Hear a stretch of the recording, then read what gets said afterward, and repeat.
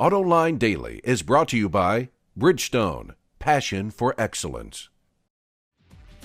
This is Autoline Daily for August 30th, 2010, and now the news. Car sales around the globe are starting to slow down. According to Wards, even though global sales hit just over 43 million units through July compared to a year ago, they were down compared to this June, and analysts expect that downward trend to continue. In fact, if things keep going like they're going, by October there could be no sales growth compared to 2009. And while Asia shows the most growth, sales have started to slow down there too. And in related news, the AP reports that analysts expect weak August sales in the American market compared to 2009 because the Cash for Clunkers program inflated sales last year. Speaking of sales, does styling sell cars? You bet it does. And when designers don't get it right, or when they come up with something that's just a little too far out there for the public, it's hard to get people to buy them. Wards points out that so far this year, Honda has barely sold more than 15,000 of the controversial Cross Tour. Did I say controversial? I meant to say ugly. The Acura ZDX with that goofy grille is doing even worse. They've sold fewer than 2,000 all year long. What was Acura thinking when it came up with that goofy jack-o'-lantern grin that it's slapping on the front end of its cars? Another new car with controversial styling that's dead in the water? The Lincoln MKT. They've sold fewer than 5,000 this year. I should point out, there's nothing wrong with the way these cars drive. It's just about the way they look. If you own a BMW and take it to the dealer, they're going to find something wrong with it. I promise you. That's because BMW is getting its dealers to buy a diagnostic computer called MPI Edge World-Class Inspections.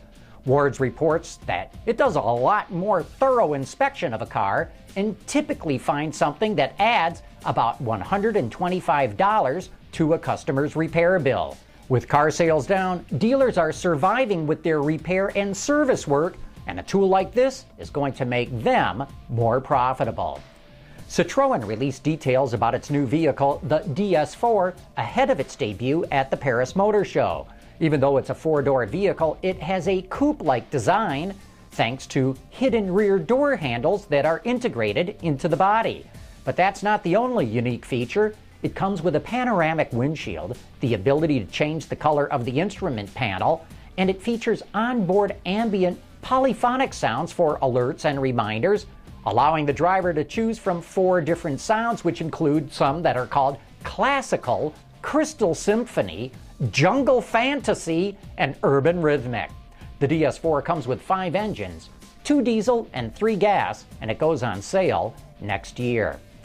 Things are heating up again in East Asia, and no, Kim Jong-il isn't the one ruffling feathers this time. According to the Wall Street Journal, Chinese Premier Wen Jiabao warned Japan that its automakers operating in China should pay workers more. This is the latest salvo in a spat between the two countries over business and manufacturing issues. It comes on the heels of those strikes a few months back that crippled Honda's and Toyota's production.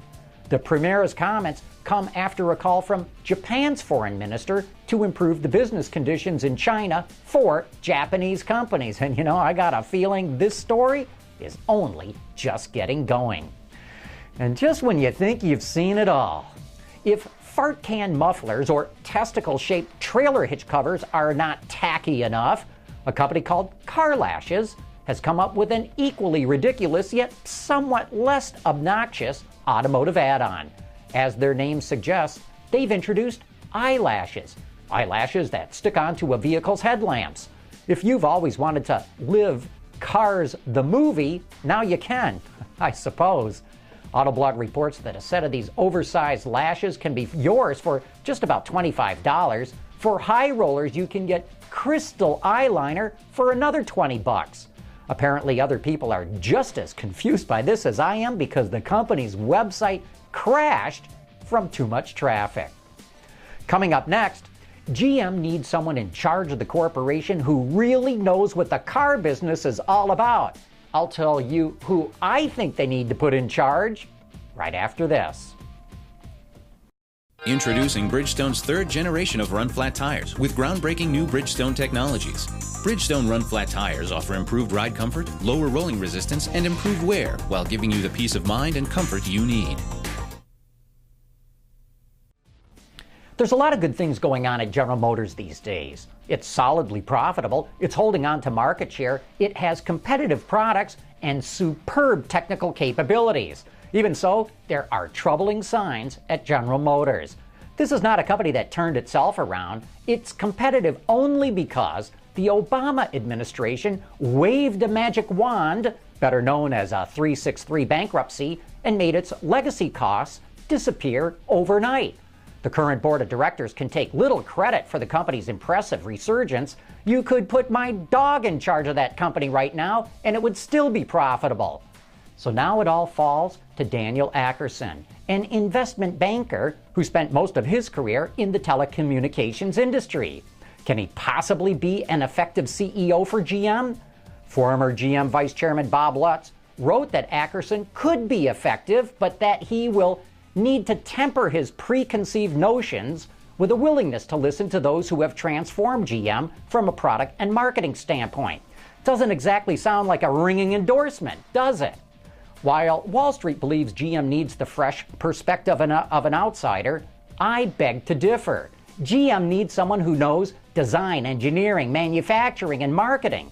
Putting someone in charge of the company who has no experience in this is only inviting trouble. Ackerson even questioned why the company needed to invest in a competitive four-cylinder engine.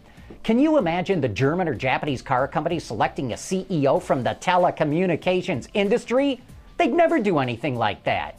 GM desperately needs a well-seasoned CEO who thoroughly understands the global automotive industry. So my advice to the board is, bring back Fritz Henderson. He knows the company inside out and backwards, knows the global automotive business, and had an impressive track record until he was unceremoniously dumped by GM. Hey, don't blame Fritz for the morass GM was mired in. That happened well before his watch. So why go on a massive headhunting search to find someone who will take months to get up to speed? You could drop Fritz in there this afternoon, and he would hit the ground running. Hey, don't forget to join us tonight for Open Line, the best automotive call-in show on the internet. To get in on the action, dial 218-936-6581 and enter the PIN 13942. The doors open at 8 p.m. Eastern Time, and the party goes on until whenever you're done. Stop in for 5 minutes or stay all night. Either way, it is a lot of fun. And that's it for today's top news in the global automotive industry. Thanks for watching. We'll see you tomorrow.